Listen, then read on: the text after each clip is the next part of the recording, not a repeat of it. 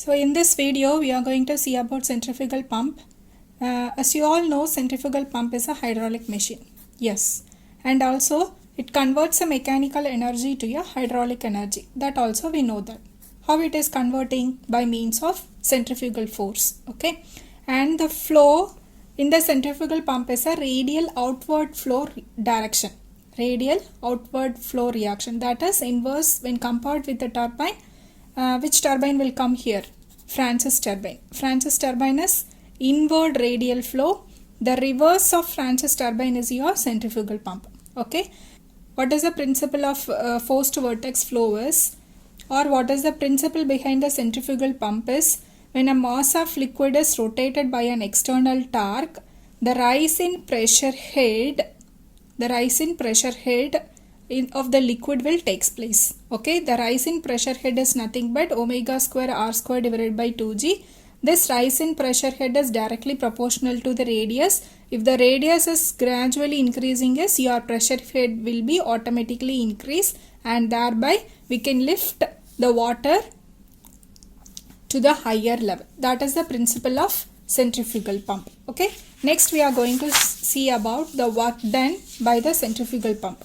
What is the work done by the centrifugal pump or by the impeller on the water is, it is a reverse case of turbine. As I already told, this is a outward, radial outward flow direction. In the case of Francis turbine, it is an inward radial flow.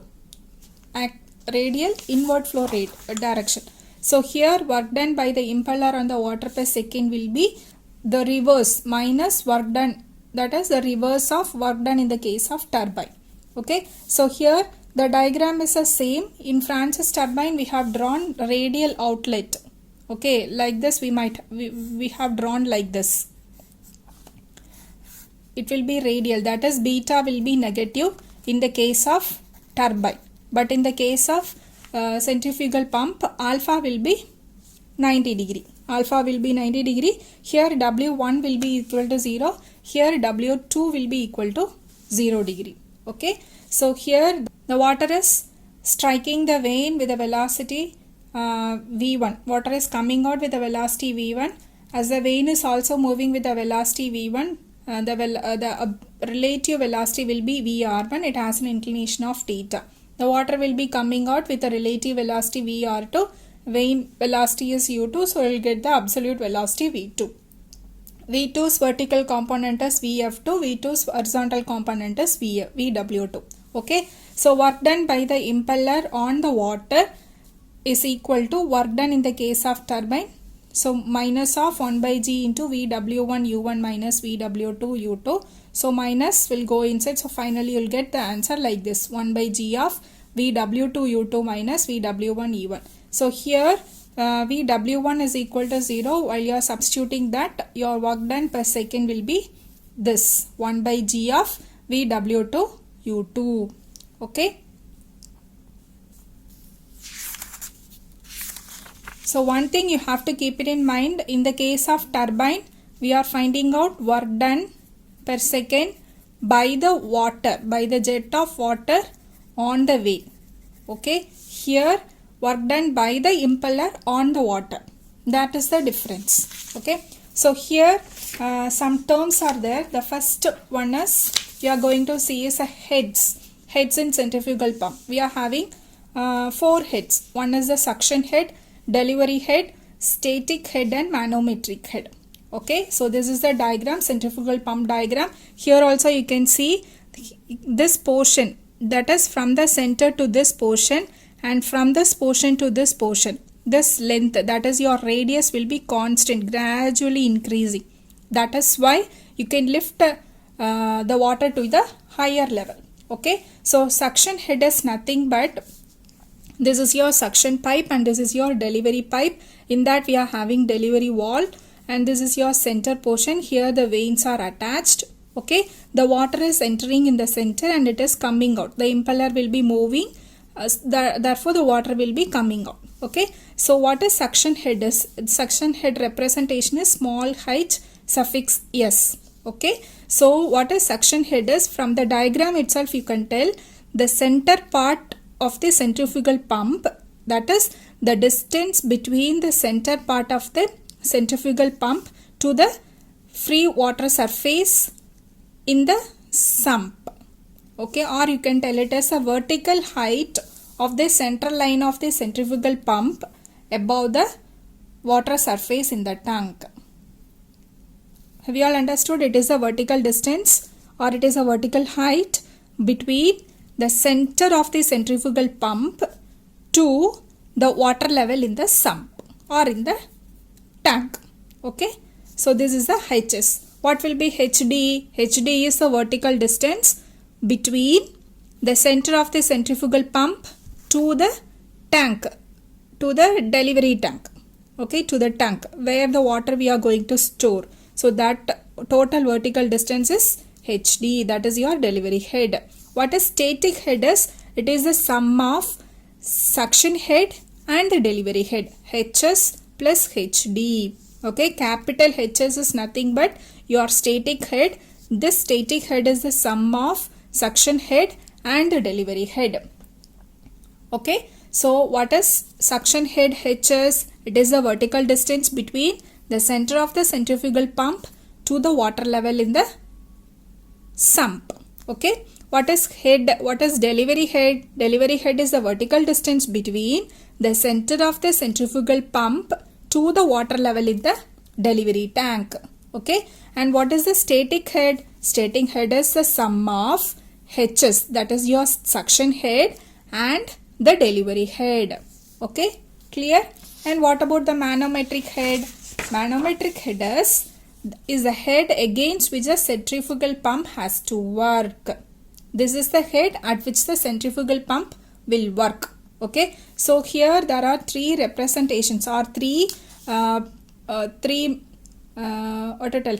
With this three we can find out HM. What is HM? HM is a manometric head is equal to head imparted by the impeller to the water minus loss of head in the pump. Head imparted by the impeller is VW2 U2 divided by G minus loss of head. If there is no loss, you can take HM is equal to VW2 U2 divided by G, or HM is equal to total head at the outlet of the pump minus total head at the inlet of the pump. Total head at the outlet is nothing but rho, that is PO, pressure head at the outlet, plus velocity head at the outlet plus datum head, PO divided by rho G plus VO square divided by 2G, like that. This pressure head at the outlet is nothing but delivery head, HD plus VD square divided by 2G plus ZD. This pressure head at the inlet is nothing but suction head, HS plus VS square divided by 2G plus ZS.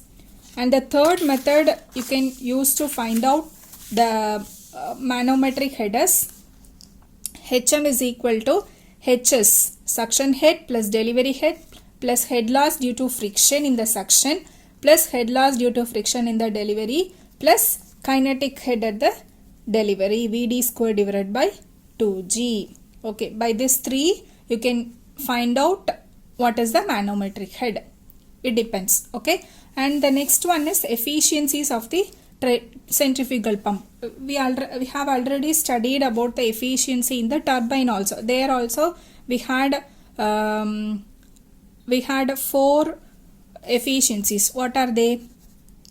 Hydraulic efficiency eta H, mechanical efficiency eta M, and overall efficiency eta O, and volumetric efficiency eta V. Here also the same.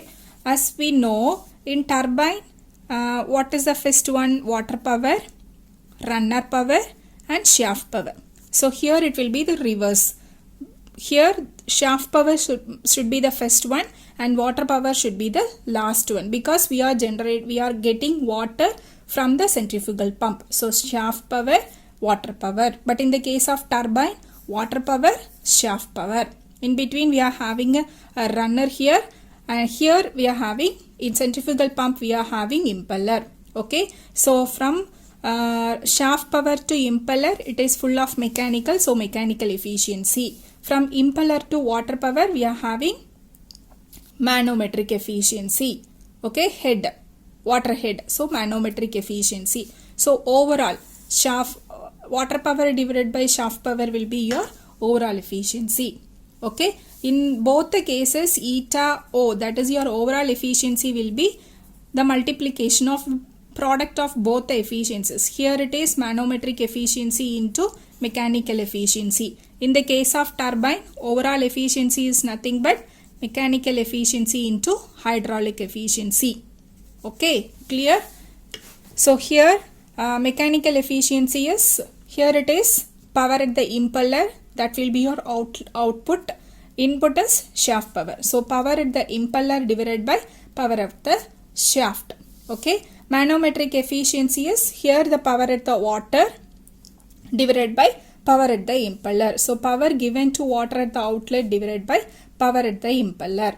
Okay, or you can find it out by using manometric head. Here you will be having the manometric head.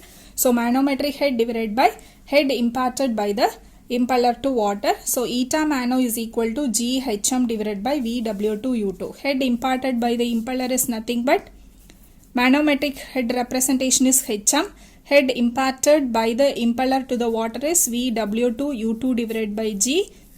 So that's why we are getting this formula GHM divided by VW2U2. This is very important. Most of the centrifugal pump problems will be using this formula. So eta mano is equal to GHM divided by VW2U2.